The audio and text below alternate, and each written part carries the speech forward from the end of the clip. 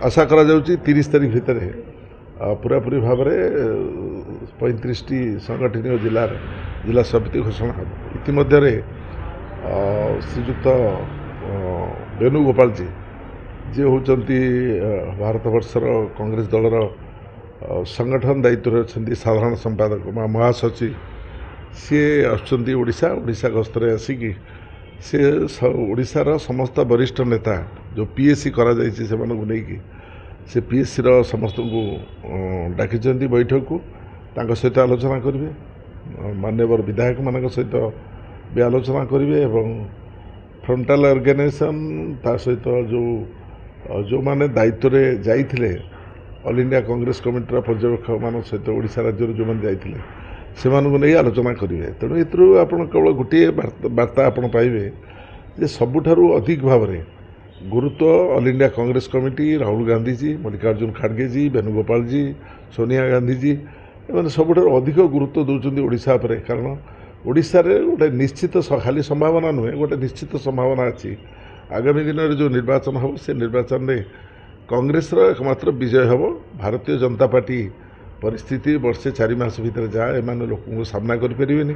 एबेठारू वर्षे 4 मास भितर मु 50 वर्ष राजनीतिक अभिज्ञता भितर कौन सी सरकार रे क्या भी लोक जबरदस्ती रास्ता रखा मंत्री मानू रास्तार अपमानित करवा कला पताका देखा ये सब कथा हुए नहीं जो कथा संभव हो तेणु विजु जनता दल प्रतिदिन भांगुची गतकाली जड़े वरिष्ठ नेता जे तांकर खनि इस्पात विभाग मंत्री थिले पूर्त विभाग मंत्री थिले प्रफुल्ल मल्लिक गतकाली इस्तफा देइछन्ती एवं अमर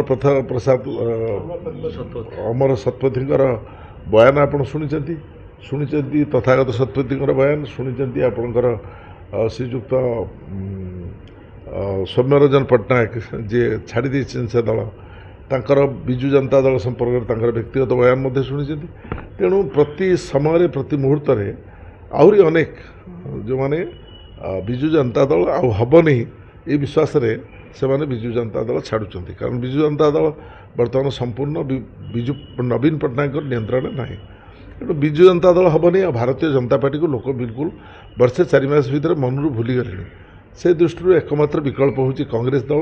एकमात्र विकल्प होती राहुल गांधी नेतृत्व में देश में सरकार हम राहुल गांधी नेतृत्व में ओडिशा राज्य में कांग्रेस सरकार हम एवं कांग्रेस सरकार हवापाई समस्त रास्ता फिटी जाइए।